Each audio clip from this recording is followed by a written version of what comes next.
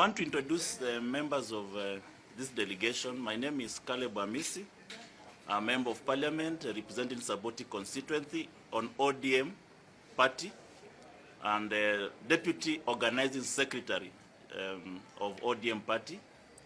Here we have member for Lugari, Honorable Nabin Nabwera, and the county secretary of ODM, Kakamega County. And we have a professor here, Wilberforce Oundo, representing Busia from the Funyula constituency. We have Mugabe from Likuyani constituency.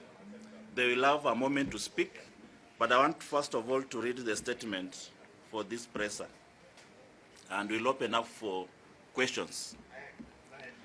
So we have met here this morning as elected MPs, among the ones who have before us. In addition, we have Honorable Kibangendi, who is supposed to be here, Honorable Sothi, who is supposed to be here, Honorable Edwin Sifuna is supposed to be here, and they are a part of this statement they have all signed. And we have met here as elected MPs and members in good standing of the Orange Democratic Movement party to set the record straight with regard to recent happenings within the party. We wish to make clear that many of us, if not all of us here, were present during both the ODM and the Azimio parliamentary group held on the 12th of July at the Jaramogi Foundation in Nairobi.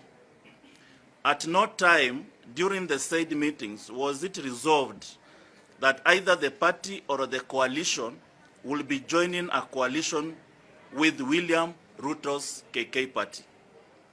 It therefore came as a shock when senior members of ODM showed up on a list of cabinet appointees announced by Ruto yesterday.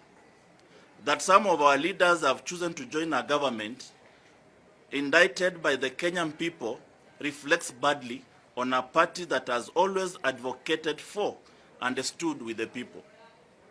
We have all along maintained support for the ongoing struggle to address the long-standing governance issues bedeviled in Kenya, and are appalled that we are now seen to be joining forces with the people responsible for these issues.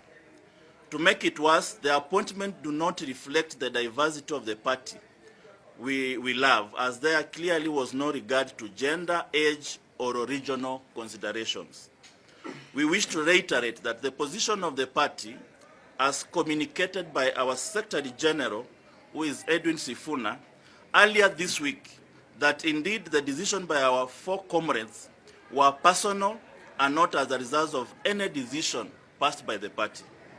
We call on the party leadership to move with speed and replace them.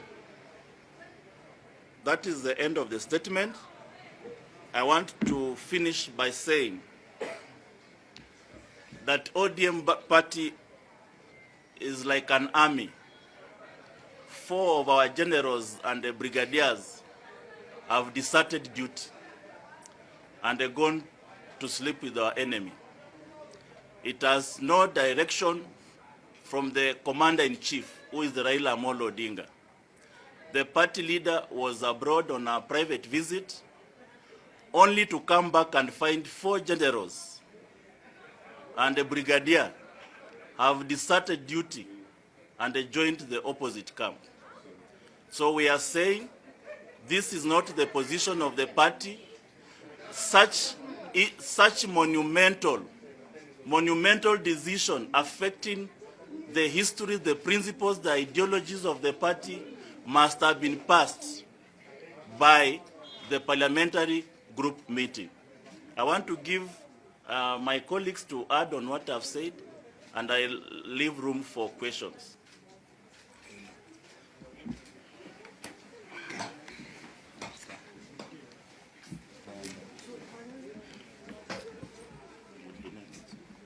As a party, as elected members of the party, we want to reiterate and want to be very clear that ODM is an organized party and has got very elaborate structures and elaborate decision-making process as enshrined in its constitution. ODM has always been people-centered, has always practiced social democracy, where everybody matters and where the welfare of the people of Kenya matters. ODM is ODM what it is because of those long-held values. Our colleagues who have left to join government have left, I want to reiterate again to repeat, on their own volition. The ODM party is not in a coalition government with the KK party.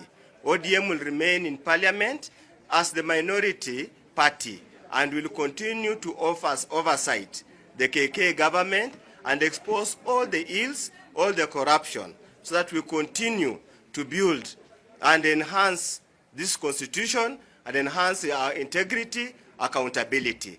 We wonder, we just hope our colleagues who have joined the government are not going to soil the good name of ODM, because we don't see much that's going to come out of this KK government. We do not know exactly what they are going to do. So as a party, we dissociate ourselves from them, let them go in their individual. If they want to go and serve KK government, if they know how to implement bottoms up, let it their business, but it's not any way connected to the ODM party. Thank you.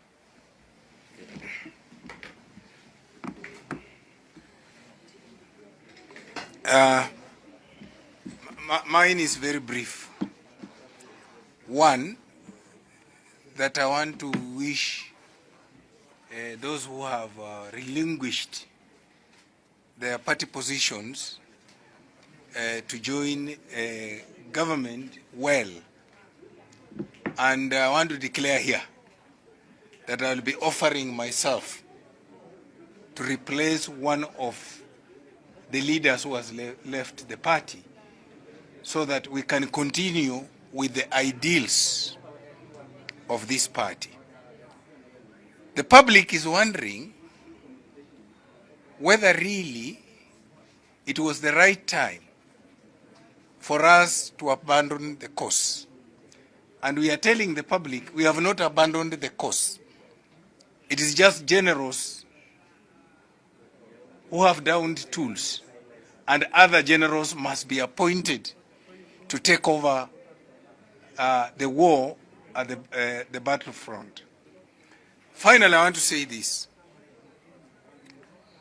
ODM is a national party. We cannot reduce it to sharing seats tribally.